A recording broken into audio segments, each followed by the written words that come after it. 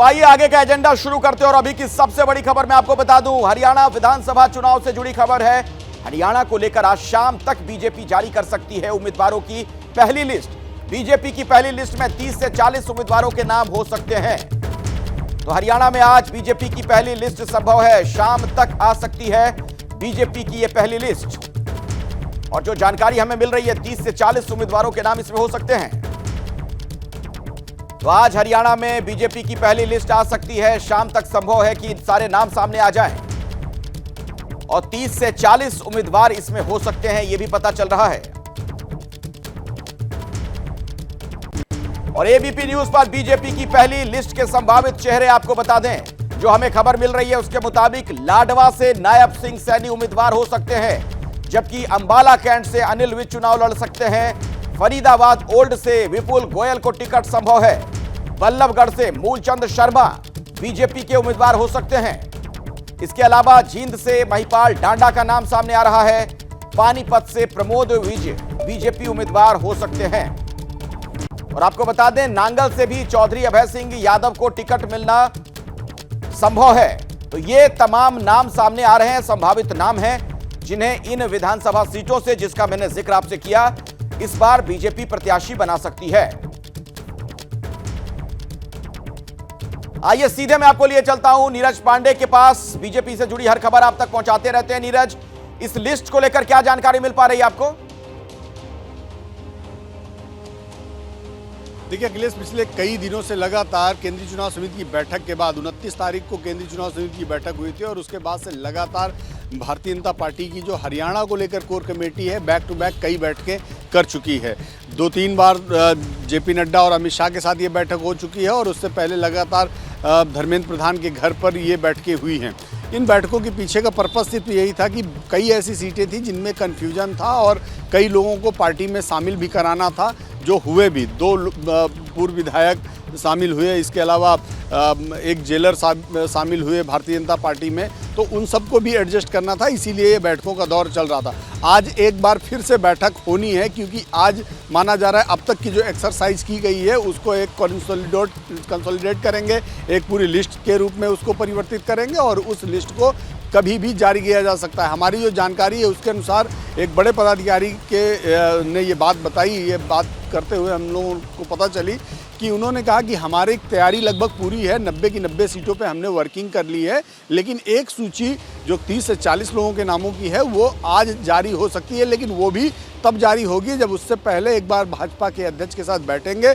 बैठक के दौरान वो सारी एक्सरसाइज की बात रखी जाएगी और उसके बाद फाइनल होगा कि हाँ ये लिस्ट जारी होनी है। तो आज संभावित है कि पहली सूची हरियाणा को लेकर आ सकती है, लेकिन ये एक संभावना है क्योंकि अभी भी भारतीय जनता पार्टी के दिमाग में ये बात है कि कांग्रेस की तरफ से क्या स्ट्रेटजी रहती है, क्योंकि अभी एक दिन पहले ही कांग्रेस ने स्ट्रेटजी अपनी बदली है और आम आदमी पार्टी, सीपीआईएम और समाजवादी पार्टी के साथ एक नया गठबंधन वहां बनाने की कोशिश की है। नीरज, ये बात बताइए, दरअसल बीजेपी के लिए जो कहा जाता है ना कि कई बार जो नाम चर्चा में रहते हैं उनके टिकट कट जाते हैं, तो ये संभावित जो चेहरे हैं इसको लेकर और क्या आपको पता चल पा रहा है? मैं आऊंगा आपके पास, इस पर आगे आपसे जानकारी लेंगे, लेकिन अपने दर्शकों को बता दें कि हरियाणा में बीजेपी नेताओं की डिमांड का मामला सुलझता हुआ दिख रहा है। बड़ी खबर यह है कि हरियाणा के कैबिनेट मंत्री रणजीत सिंह चौटाला ने कांग्रेस में जाने की अटकलों पर विराम लगा दिया है। रणजीत सिंह चौटाला ने कहा कि मैं कांग्रेस में नहीं जा रहा हूं, हर हाल में बीजेपी में ही रहूंगा। बीजेपी ने लोकसभा टिकट देकर मेरा मान बढ़ाया। सोशल मीडिया पर भ्रामक प्रचार किया गया, यह बात रणजीत चौटाला की तरफ से कही गई है। ये बेकार की बातें हैं कि मैं दिल्ली में डेरा डाल रहा हूँ, कांग्रेस ज्वाइन कर, मैं बीजेपी का सदस्य हूँ, बीजेपी का कल लोकसभा चुनाव लड़ा था। ये बेसलेस बात है, बेकार की बात। और मैं उन साथियों से कहूंगा जिन्होंने भी ये चलाया है, गैर जिम्मेदाराना बात कभी नहीं करनी चाहिए। तो रणजीत चौटाला को आपने सुना, उनका यह कहना बीजेपी में ही वो रहेंगे। बीजेपी के नेता और हरियाणा के पूर्व मंत्री राव नरबीर सिंह भी मान गए हैं। यह भी बता दें आपको, जो बड़ी जानकारी है कि अमित शाह से मुलाकात के बाद राव नरबीर सिंह के तेवर नरम पड़ गए हैं। राव नरबीर सिंह ने कांग्रेस से टिकट लेने की धमकी दी थी, पार्टी ने बयानबाजी न करने की हिदायत उन्हें दी है। तो अमित शाह के साथ उनकी मुलाकात हुई, उसके बाद उनके तेवर नरम पड़ गए हैं। नरबीर सिंह ने कांग्रेस में जाने की धमकी दी थी, लेकिन उसके बाद गृह मंत्री से उनकी मुलाकात हुई है। ये देखिए तस्वीरें भी उसकी सामने आ गई हैं। इस मुलाकात के बाद ऐसा लगता है कि उन्हें मना लिया गया है। पार्टी ने हालांकि उन्हें हिदायत दी है कि आप बयानबाजी ना करें।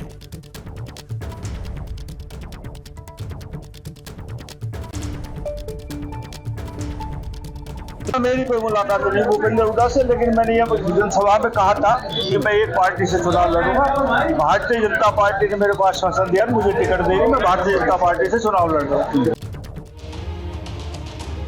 आइए एक बार फिर से मैं आपको नीरज के पास लिए चलता हूं। देखिए नीरज, सवाल यह है, जिस बागियों को तो मना ले रही है बीजेपी, फिलहाल दो के नाम हमने दर्शकों को बताए भी कि जिस तरीके से उनके तेवर देखने को मिल रहे थे, अब तेवर ढीले पड़ गए हैं। लेकिन जो नाम चर्चा में है उसको लेकर क्या कहा जा सकता है? क्या पुख्ता तौर पर कह सकते हैं कि वो फलाना सीट से उम्मीदवार होंगे जिसकी चर्चा है? देखिए अखिलेश, बहुत सारी जानकारियां आ जाती हैं जब आप चर्चाएं करते हैं, कई नेता रहते हैं, उसमें शॉर्ट लिस्ट होकर नामों को रखा जाता है। तो जो नाम हम बता रहे हैं उन नामों की लगभग शॉर्ट लिस्ट होने के बाद वो सिंगल नाम के पैनल पर गए हैं, सिंगल नाम ही उस सीट पर बचे हैं डिस्कशंस के बाद। तो ये वो नाम है जिनको सीटें मिल सकती हैं। दूसरी बात आपने जो कही कि बागियों को मना लिया, पिछले अगर आप 10 दिन के दौरान देखें तो कई बड़े नेता उन्होंने अपने बगावत वाले तेवर दिखाए, लेकिन इन 10 दिनों में जैसे ही वो भाजपा हाईकमांड के साथ मुलाकात होती है और बैठते हैं, बातचीत होती है, और उसके बाद सबके सुर बदल जाते हैं, चाहे रणजीत चौटाला हो, चाहे राव रणवीर सिंह हो। और इससे पहले आप राव इंद्रजीत सिंह के बारे में भी ऐसा कहा जाता था कि वो अपनी बेटी और अपने कई समर्थकों के टिकटों को लेकर नाराज हैं। लेकिन अभी जो जानकारी आ रही है उसके अनुसार उनकी बेटी को टिकट भारतीय जनता पार्टी दे रही है। इसके अलावा कुछ समर्थक भी हैं जिन पर उनकी राय और भाजपा की राय दोनों एक है।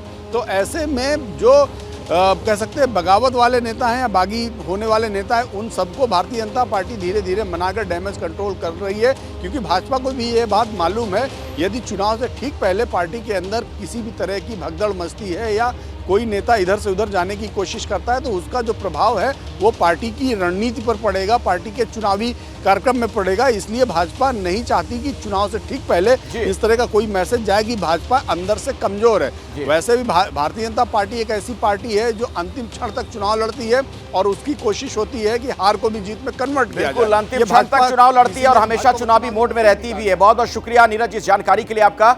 और अब दूसरे खेमे में क्या चल रहा है जरा ये जान लेते हैं। तो बीजेपी की बात हुई, कांग्रेस की बात की जाए तो एक बड़ी खबर आपको बता दूं कि राहुल गांधी से विनेश फोगाट और बजरंग पूनिया की मुलाकात हुई है। राहुल गांधी के आवास पर दोनों नेताओं की मुलाकात हुई और बजरंग को विधानसभा का टिकट मिल सकता है। यह भी सूत्रों के हवाले से एक बड़ा अपडेट आपको बता दें। विनेश फोगाट की भी मुलाकात हुई है राहुल गांधी से। राहुल गांधी के आवास पर दोनों नेता पहुंचे थे। बजरंग को टिकट विधानसभा का मिल सकता है, यह हमें सूत्र बता रहे हैं। और विनेश फोगाट की भी राहुल गांधी से मुलाकात हुई है। तो क्या वो भी इस बार चुनाव लड़ेंगी, ये सवाल बना हुआ है। इन मेल मुलाकातों का इस वक्त क्या मतलब निकाला जाए? टाइमिंग बड़ा महत्वपूर्ण होता है। आपको पता है हरियाणा में विधानसभा के चुनाव होने हैं और ऐसे में अभी की ये मुलाकात बहुत कुछ कहती है। आइए सीधे मैं आपको लिए चलता हूं मेरे सहयोगी जैनेंद्र के पास। और जैनेंद्र, बजरंग पूनिया को लेकर खबर आ रही है कि वो चुनाव लड़ सकते हैं, उन्हें टिकट पार्टी दे सकती है। विनेश फोगाट की जो राहुल गांधी से मुलाकात हुई है उसका क्या मतलब निकाला जाए?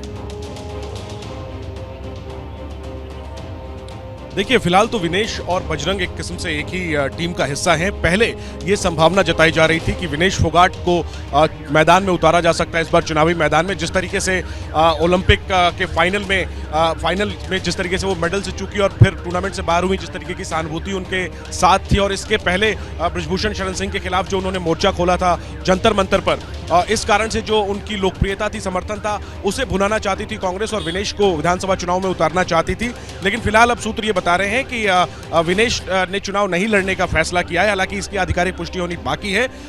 बजरंग पूनिया को ऐसे में कांग्रेस जो है वो मौका दे सकती है। बजरंग भी विनेश से के साथ जंतर मंतर पर अगुवाई कर रहे थे। महिला पहलवानों की जो लड़ाई जारी है बृजभूषण शरण सिंह के खिलाफ उसमें, और बजरंग भी जाने माने सितारे हैं कुश्ती जगत के।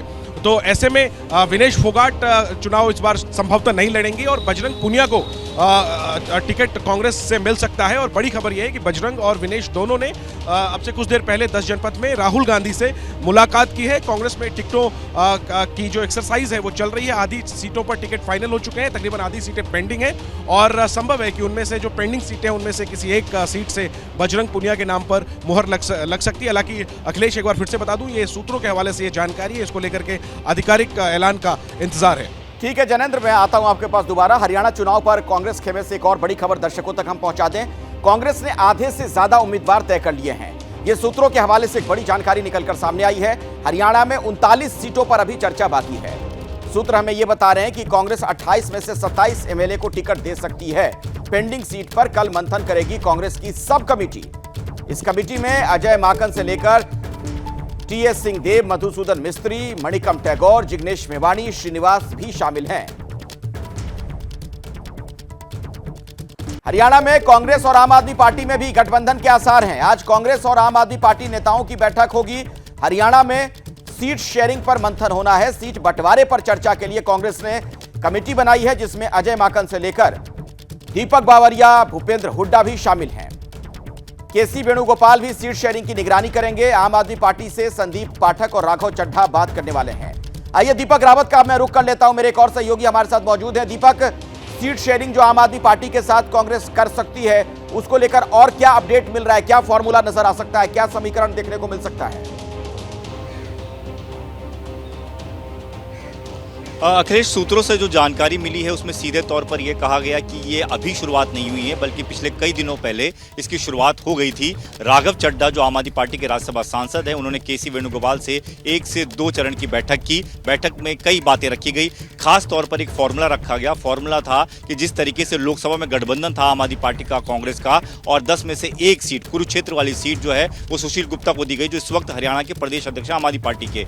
उस पर उनका प्रदर्शन अच्छा रहा, इसलिए आम आदमी पार्टी उसी फॉर्मूले के तहत चाहती थी, क्योंकि एक लोकसभा में 9 विधानसभा हैं, तो उस लिहाज से देखा जाए तो आम आदमी पार्टी चाह रही थी कि उन्हें कम से कम 10 सीटें दी जानी चाहिए गठबंधन में, जिसपे वो बेहतर प्रदर्शन कर सकते हैं। हालांकि कांग्रेस का ये कहना था कि इस वक्त उनकी स्थिति हरियाणा में ज्यादा बेहतर है, जितनी ज्यादा सीटें वो दूसरी पार्टी को देंगे वो अपना नुकसान करेंगे, इसलिए अब कांग्रेस आलाकमान इस बात पर राजी नहीं है। सीधे तौर पर कांग्रेस आलाकमान का ये कहना है कि 5 से 7 सीटें बहुत है, ज्यादा से ज्यादा 7 सीटें दे सकते हैं, उससे एक भी ज्यादा सीट नहीं दे पाएंगे। तो इसी बीच पेंच फंसा हुआ है। आम आदमी पार्टी की लगातार कोशिश ये है कि 10 नहीं तो कम से कम 9 सीटों पर वो वहां पर चुनाव लड़ सके, जिसको लेकर आज फिर एक बार और मीटिंग होगी और इस पर अंतिम आप नजर बना कर रखिए दीपक। दरअसल जो आप जानकारी दे रहे हैं उसी से जुड़ा अपडेट दर्शकों तक हम पहुंचा दें। आम आदमी पार्टी में सीट शेयरिंग पर एक बड़ी खबर है। आम आदमी पार्टी को 7 सीट कांग्रेस देने को तैयार है। सूत्र ये बताते हैं आम आदमी पार्टी ने कांग्रेस से 10 सीट की मांग की थी। दरअसल आम आदमी पार्टी ने फॉर्मूला दिया है कि हरियाणा में 1 लोकसभा क्षेत्र में 9 सीटें हैं। लोकसभा चुनाव में आम आदमी पार्टी ने कांग्रेस के साथ गठबंधन में 1 सीट पर चुनाव लड़ा था, इसीलिए आम आदमी पार्टी 10 सीट मांग रही है। तो जनेंद्र, ये जो लोकसभा चुनाव में जो समीकरण देखने को मिला था, क्या इसी की छाप इस बार नजर आ सकती है विधानसभा चुनाव में? देखिए, वो आधार है आम आदमी पार्टी की डिमांड का, लेकिन कांग्रेस के पास ज्यादा सीटें हैं नहीं अखिलेश। और मेरे जो सूत्र कांग्रेस में बता रहे हैं कि कांग्रेस 5 के आसपास से ज्यादा सीटें देने की स्थिति में नहीं है। उसे 1 सीट समाजवादी पार्टी को भी देनी है, 1 सीट सीपीएम को भी देनी है, और हरियाणा में 90 तो सीटें ही हैं। 90 सीटों के लिए कांग्रेस में 2500 से ज्यादा दावेदार है। आधी सीटें ही फाइनल हो पाई हैं 2 सीसी में। आधी सीटें इसलिए पेंडिंग है क्योंकि हर सीट पर 2 से 3 दावेदार हैं। हुड्डा कैंप का दावा भी है, शैलजा कैंप का दावा भी है। ऐसे में कांग्रेस के लिए खुद अपनी सीटें फाइनल करना मुश्किल हो रहा है। वो सहयोगियों को 10 तक तो सीटें दे ही नहीं सकते।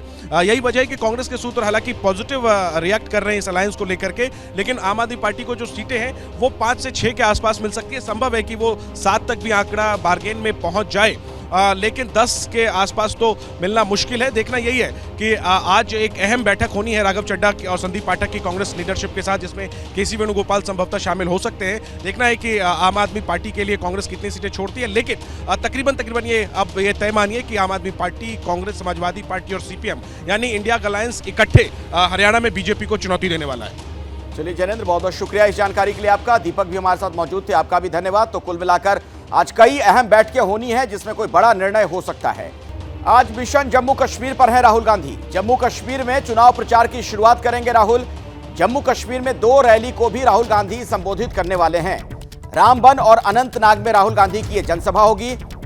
सुबह 11:30 बजे का वक्त रामबन में राहुल की रैली होनी है, जबकि दोपहर 1 बजे अनंतनाग में राहुल गांधी हुंकार भरेंगे। कांग्रेस नेता और नेता विपक्ष राहुल गांधी आज जम्मू कश्मीर में चुनाव प्रचार की औपचारिक शुरुआत कर रहे हैं और ये शुरुआत जम्मू और श्रीनगर दोनों जगह से हो रही है। जहां राहुल गांधी जम्मू के बनिहाल में एक जनसभा को संबोधित करेंगे, वहीं इसके बाद राहुल गांधी श्रीनगर के डूरू में एक जनसभा को संबोधित करेंगे। तस्वीरें आप देख रहे हैं जम्मू के बनिहाल की, जहां पर राहुल गांधी के स्वागत में किस तरह से पारंपरिक संगीत बजा रहे हैं यहाँ लोग, ये आप देख सकते हैं। मेरे पीछे आप देखिए, ये वो पंडाल है जहां अब से कुछ देर बाद राहुल गांधी जो है वो यहाँ जनसभा को संबोधित करेंगे। बता दूं कि परिसीमन के बाद बनिहाल जो कॉन्स्टिट्यूएंसी है, बनिहाल जो विधानसभा क्षेत्र है, इसमें जो है गूल को मिलाया गया है। जिस गूल इलाके में मैं अभी खड़ा हूं, इससे पहले गूल अरनास एक अलग विधानसभा क्षेत्र होता था, लेकिन परिसीमन के बाद गूल को बनिहाल में मिलाया गया है और परिसीमन के बाद ये पहला चुनाव यहाँ होगा। अगर गूल की बात करें तो यहाँ, अगर बनिहाल की बात करें तो यहाँ त्रिकोणीय मुकाबला है और मुख्य मुकाबला इम्तियाज अहमद जो कि पीडीपी, वकार रसूल जो कि कांग्रेस और सज्जाद शाहीन जो कि नेशनल कॉन्फ्रेंस में हैं, उनके बीच में है। तैयारियां किस तरह से हैं, तैयारियों से पहले मैं आपको इलाका दिखा दूं, किस तरह का सुंदर इलाका है जहां पर ये आज राहुल गांधी सभा को संबोधित करेंगे। तैयारियां पूरी हो चुकी है, पंडाल सज गया है, कुर्सियां लग गई हैं, लेकिन बारिश ने यहाँ थोड़ी सी खलल डाल दी है और बारिश के कारण आप मैदान देख सकते हैं सारा गीला हो गया है। और इधर इस तरफ आप देखें कि किस तरह से यहाँ पर कुर्सियां लगाई गई हैं, पंडाल सजाया गया है, जहां से राहुल गांधी अपने उम्मीदवार वकार रसूल के लिए वोट मांगेंगे और लोग भी यहां पहुंच गए हैं ताकि वो अपने नेता राहुल गांधी को सुन सकें। कैमरा पर्सन पवन चौधरी के साथ अजय बास्टो, एबीपी न्यूज, बनिहाल।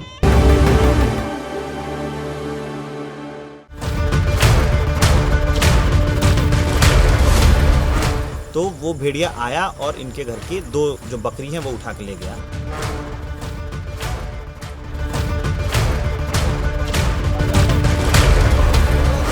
यहाँ आपको कुछ नहीं दिखाई देगा और ये सिर्फ गन्ने के खेत हैं।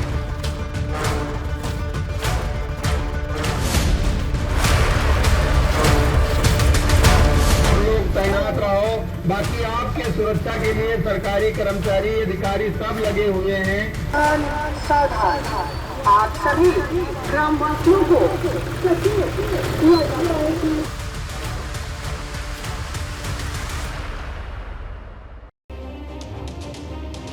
आदमखोर भेड़ियों का झुंड दबे पांव आता है, घरों में, खेत खलिहानों में घुसता है, घात लगाता है और मौका मिलते ही अपने शिकार का काम तमाम कर देता है।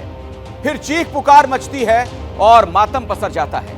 यूपी के बहराइच में 35 से ज्यादा गांव में लोग बीते कई महीनों से इसी तरह से आदमखोर भेड़ियों के खौफ के साए में हैं। इस डर ने, आदमखोर भेड़ियों के खतरे ने बच्चों को घरों में कैद कर दिया।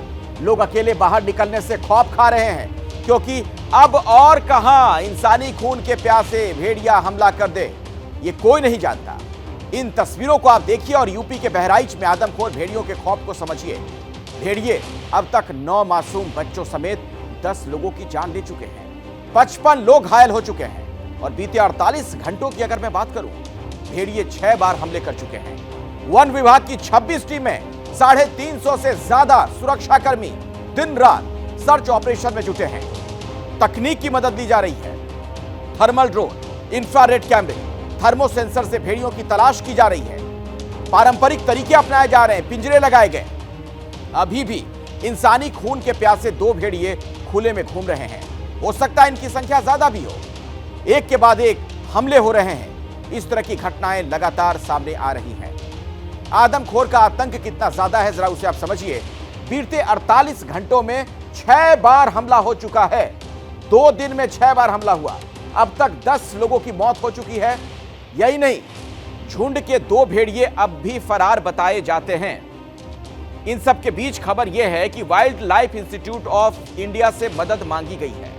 यही नहीं, WII की 3 स्पेशल टीमें बहराइच पहुंच भी गई। इन सब के बीच बहराइच के 110 गांव में मुनादी की जा रही है।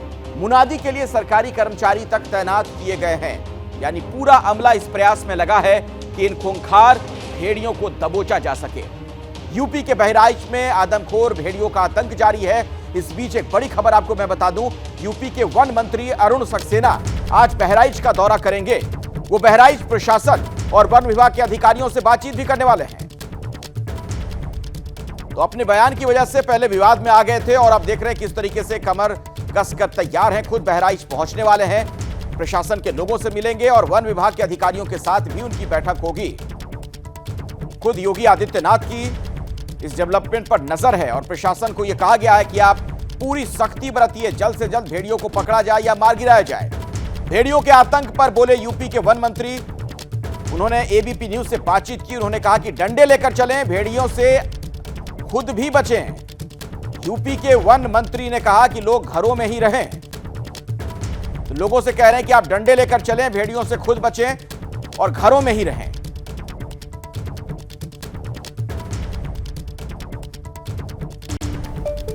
जंगली जानवरों का हमला लगातार जारी है। 48 घंटे में लगभग आधा दर्जन लोग घायल होते हैं, बहुत सारे लोग मारे गए। हमारे साथ अरुण कुमार सक्सेना हैं, वन मंत्री।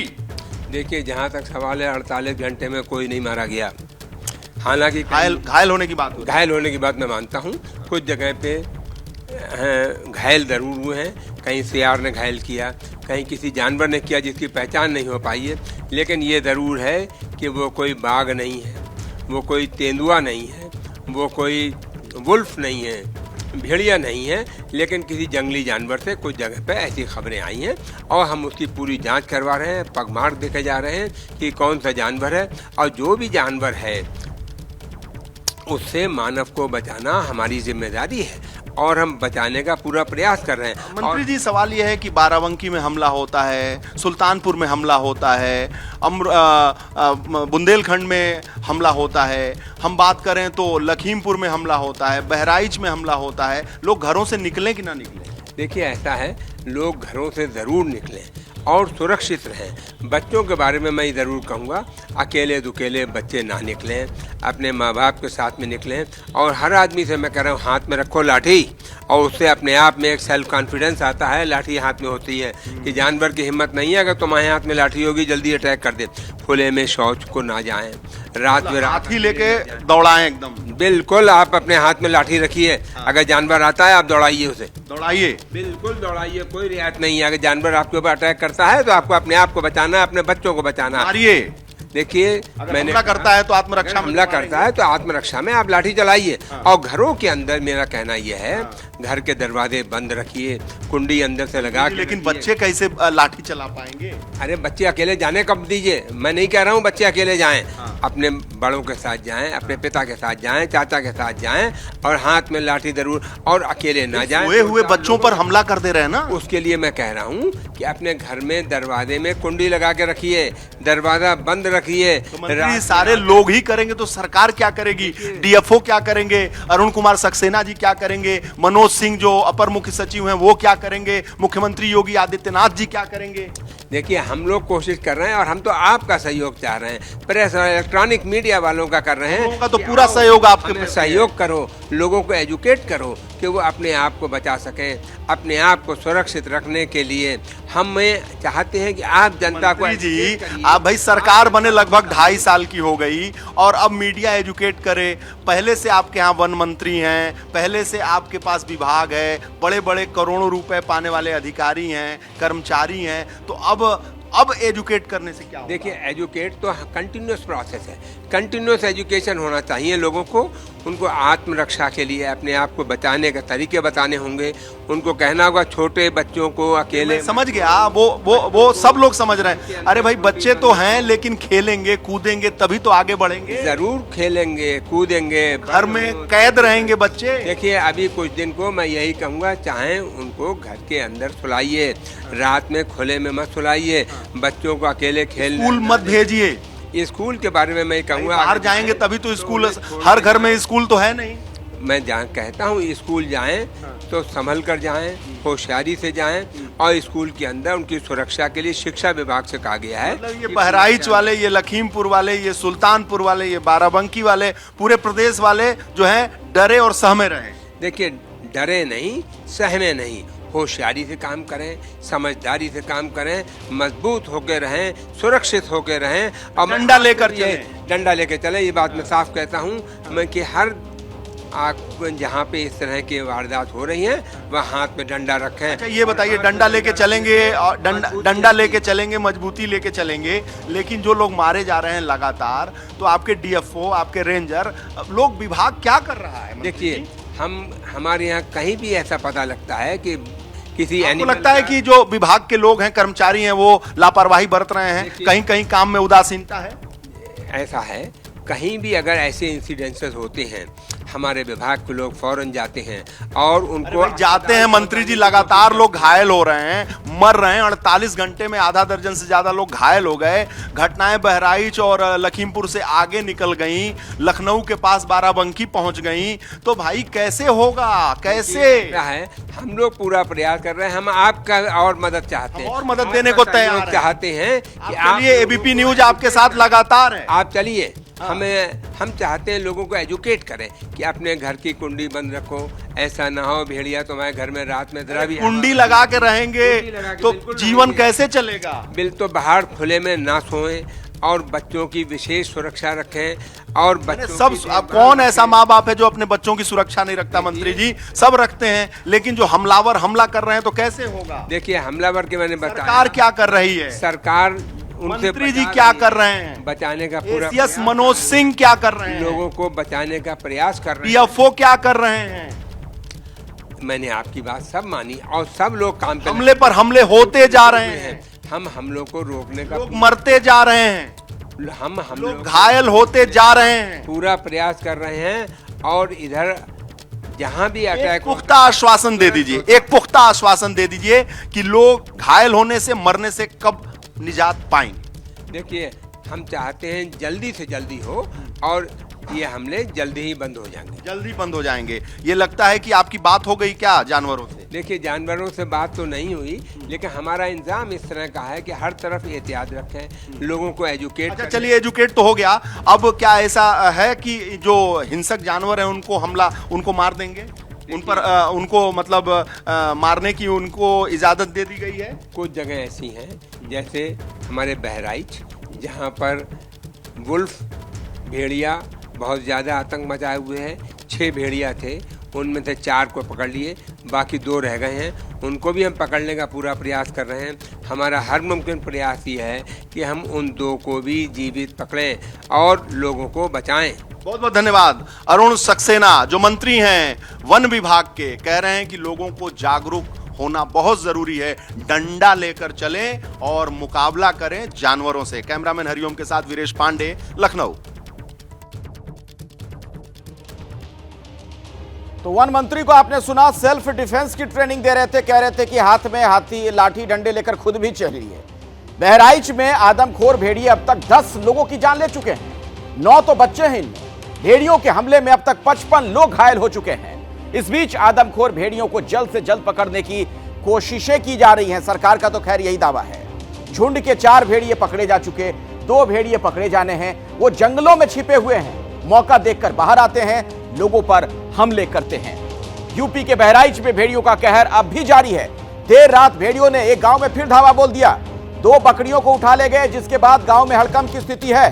फौरन ही वन विभाग और लोगों ने भेड़ियों की तलाश शुरू कर दी। टॉर्च जलाकर पास के गन्ने के खेतों में भेड़ियों को तलाश किया गया, लेकिन खाली हाथ लौटना पड़ा।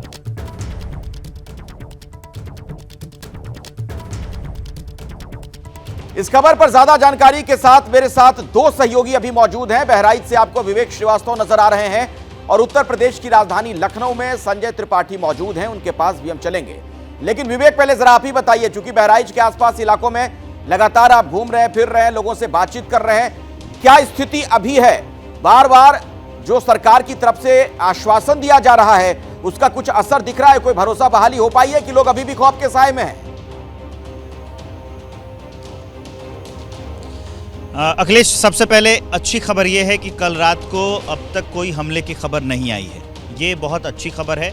लगातार जो गश्त चल रही है और जो लगातार हम 3 दिनों से रिपोर्ट कर रहे हैं, अब मुझे तो अधिकारियों के फ़ोन आने लगे हैं कि हाँ बताइए क्या चल रहा है। मैंने कहा आप बताइए क्या चल रहा है, आप बताएंगे तो हम तो जो देख रहे हैं वो तो बता ही रहे हैं। तो ये अच्छी खबर है कि अब थोड़े और ज़्यादा एक्टिव हुए हैं। एक ये हिस्सा हो गया। दूसरा हिस्सा ये, आप जिस खबर की बात कर रहे थे, मैं उस वक्त शूट कर रहा था, रात को ही गांव था गिरधरपुरवा, वहाँ मैं गया तो वहाँ पर जो लोग खड़े थे उनमें से एक बोला कि सर हमारे यहाँ वो भेड़िए का अटैक हुआ है। तो बस मैं उसके पीछे, वो बाइक से जा रहा था और उसके पीछे हम लोगों ने अपनी टीम के साथ वहाँ पर आए। वो गांव था परसौना, वहीं पर मैंने देखा, वहाँ पर हालात ये थे कि भेड़िया आया, 2 बकरियों को उठा के लेके गया। कुत्ते बड़े सहायक हो रहे हैं साबित, जो भी इलाके के हैं या फिर जिन लोगों ने उसको पाल रखा है। उसके बाद मैंने देखा कि ये एक और कारण है कि रेयरली पॉपुलेटेड है ये जो पूरा है इलाका। घर यहाँ बने हुए हैं, उसके बगल में गन्ने के खेत हैं बहुत बड़े, वहाँ पर भी उसने फ़ायदा उठाया और जो भेड़िया था वो बकरी उठाने के बाद उन्हीं गन्ने के खेतों में चला गया। आप विजुअल्स और रिपोर्ट भी मेरी जो है वो देख सकते हैं कि वहाँ पर पूरा दूर दूर तक सिर्फ गन्ने के खेत दिखाई दे रहे हैं। चलिए, ये दूसरा हिस्सा हो गया। अब आते हैं कि प्रशासन आज यहाँ पर आने वाले हैं वन मंत्री। प्रशासन पहले से अलर्ट हो गया, क्योंकि वैसे भी जब आते हैं मंत्री जी तो पूरा प्रशासन, पूरे अधिकारी, पूरा अमला जो है वो अलर्ट हो जाता है। अच्छी खबर सबसे ये है कि आज रात को, मतलब जो रात बीती है, उसमें कोई हमला नहीं हुआ है। ठीक है। अच्छा, दर्शकों को मैं बताना चाहूंगा कि बहराइच के दर्जनों गांव में आदमखोर भेड़ियों की दहशत अभी भी है। खूनी भेड़िए कब और कहां किस वक्त हमला कर दें किसी को पता नहीं। 100 गांव में दिन रात मुनादी करवाई जा रही है और इसके लिए सरकारी कर्मचारियों की तैनाती की गई। देखिए, भेड़िया कैद कर लिया जाएगा, तब सब जने आप लोग आराम से निश्चिंत हो जाओ। पहले आपातकालीन दिक्कत है, आपातकालीन समय है, तो सब जने अपन सहयोग के साथ में मदद करो और सब जने सुरक्षित रहो, अपने लड़का बच्चन का सुरक्षित रखो, जागते रहो, जागते रहो, सब लोग तैनात रहो। बाकी आपके सुरक्षा के लिए सरकारी कर्मचारी, अधिकारी सब। तो जागते रहो का नारा बुलंद किया जा रहा है। प्रशासन के लोगों को आपने देखा, गांव के लोग भी लाठी डंडों के साथ घूम रहे थे। लेकिन यह दहशत का जो माहौल है खत्म कैसे होगा, सवाल यह है।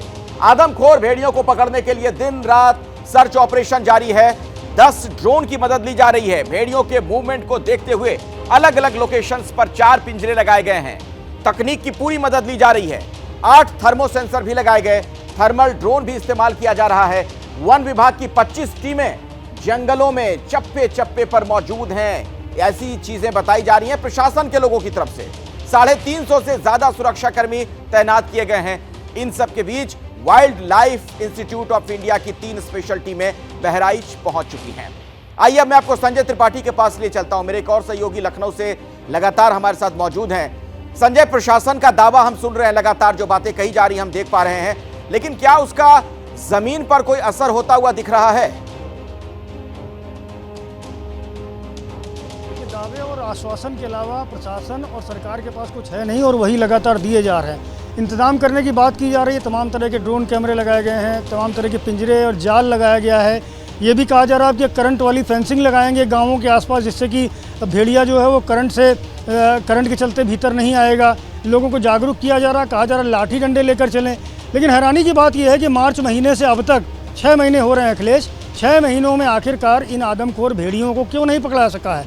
पिछले 48 घंटे के भीतर कई हमले भेड़िए ने किए हैं, लेकिन इतना अमला लगा है, इतने इंतज़ाम है, इतनी टेक्नोलॉजी यूज़ करने के बावजूद भी 2 जो भेड़िए हैं जो लगातार कैमरों में नज़र भी आ रहा है, उनको नहीं पकड़ा सका। बड़ी नाकामी है। आप समझ सकते हैं कि स्थिति क्या है।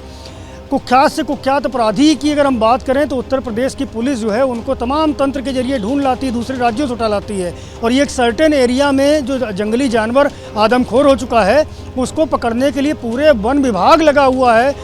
कई सारे दूसरे महकमे भी सहयोग में उतरे हैं, चाहे वो राजस्व विभाग हो, चाहे पुलिस का महकमा हो, इस तरह के पंचायती राज विभाग हो, इन सबके कर्मचारी भी लगे हैं और 2 आदमखोर भेड़िए नहीं पकड़े जा रहे हैं। ये कहीं ना कहीं बड़ी शर्मनाक बात है और उस पर से जिस तरह के बयान जिम्मेदारों के आ रहे हैं वो उससे भी ज़्यादा शर्मनाक है।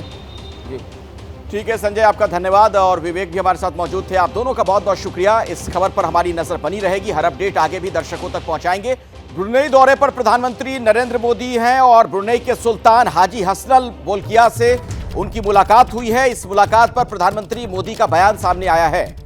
द्विपक्षीय संबंधों को मजबूत करने पर बात रही, यानी दोनों देशों के बीच संबंध और प्रगाढ़ किए जाएंगे।